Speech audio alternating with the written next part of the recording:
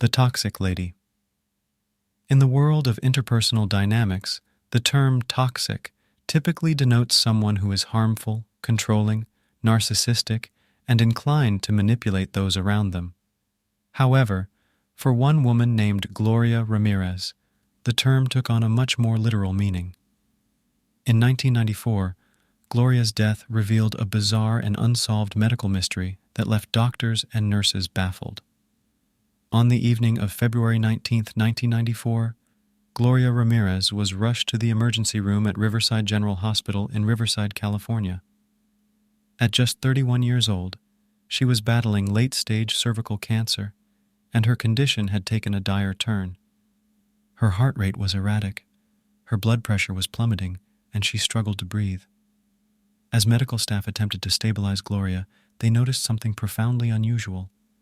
When her shirt was removed, her body appeared to be covered in a mysterious, oily sheen. Even more perplexing was the fruity, garlic-like scent emanating from her mouth. Nurse Susan Kane, drawing blood from Gloria, detected an ammonia-like odor. This bizarre odor was not something they expected, as it differed from the typical smell of chemotherapy drugs in the bloodstream. When the attending doctor examined the blood sample, it too had an ammonia-like smell. To add to the mystery, a medical student named Julie Gorczynski noticed strange manila-colored particles in the sample, sending shockwaves through the medical team. The situation took a nightmarish turn when Nurse Kane fainted upon handling the blood sample, followed by Julie Gorczynski, who not only fainted but also experienced muscle spasms and apnea upon regaining consciousness. In the same trauma room, a third nurse also fainted and reported temporary limb paralysis. As more nurses began to feel sick, panic set in among the medical staff. The ER was evacuated, and doors were sealed to prevent potential contamination. That fateful night, 23 out of 37 ER staff members experienced symptoms such as burning sensations, difficulty breathing, headaches, nausea, vomiting, and uncontrollable tremors. A small team remained to try and stabilize Gloria's condition, but their efforts were in vain. After just 40 minutes in the Riverside emergency room, Gloria Ramirez succumbed to kidney failure brought on by her advanced cervical cancer. However, her danger didn't end with her passing. A specialized hazmat team was needed to handle her body. She was placed in a hermetically sealed aluminum casket, and even during her autopsy a week later, physicians had to don hazmat suits. The press soon dubbed Gloria Ramirez the toxic lady or the toxic woman, and the incident left everyone bewildered.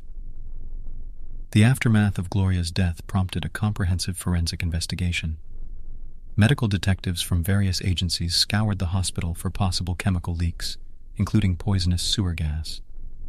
The California Department of Health and Human Services sent investigators to interview the ER staff, but no definitive cause could be established for their symptoms. One theory proposed was mass hysteria, a phenomenon where a group of people collectively experiences symptoms of illness without an infectious agent being responsible. Common symptoms of mass hysteria include headache, dizziness, nausea, and difficulty breathing. Julie Gorczynski, however, vehemently denied attributing her severe symptoms to mass hysteria and went on to sue the hospital for $6 million in damages. The mystery deepened when the coroner's office performed 3 autopsies on Gloria, all yielding unremarkable results. Perplexed, they turned to the Lawrence Livermore National Laboratory for help. Dr. Patrick Grant, a nuclear chemist, led the examination, which revealed the presence of painkillers, likely for Gloria's cancer, and an unusual chemical called dimethylsulfone, DMSO. DMSO, found in hardware stores as a powerful degreaser, was also used in the 1960s and 70s for muscle soreness and became a home remedy for pain. However, DMSO, in and of itself, wouldn't account for the strange symptoms experienced by the ER staff. Dr. Grant's further research uncovered that DMSO, when exposed to oxygen, can convert into dimethyl sulfate, a highly toxic chemical. Dimethyl sulfate is so dangerous that its vapors can harm cells in the eyes, mouth, and lungs, leading to convulsions, coma, paralysis, and even death when absorbed by the body. It is classified as a war gas by the Department of Defense. Dr. Grant and his team proposed that the DMSO in Gloria's bloodstream interacted with the oxygen administered during her medical treatment, producing dimethyl sulfate. This unusual chemical reaction matched the symptoms experienced by the ER staff, including the ammonia-like odor of her blood, fainting, apnea, shortness of breath, headaches, burning skin, nausea, and vomiting. However, this theory faced skepticism from some scientists, as there was no previous record of dimethyl sulfone reacting in this manner. However, this theory faced skepticism from some scientists, as there was no previous record of dimethyl sulfone reacting in this manner inside the human body. The Livermore lab clarified that their explanation was a likely hypothesis rather than a proven fact, but it has since gained acceptance in the scientific community. Despite this scientific insight, other theories persist. Gloria Ramirez's family believes that her death wasn't solely related to her cancer, suggesting that Riverside General Hospital may be involved in a cover-up.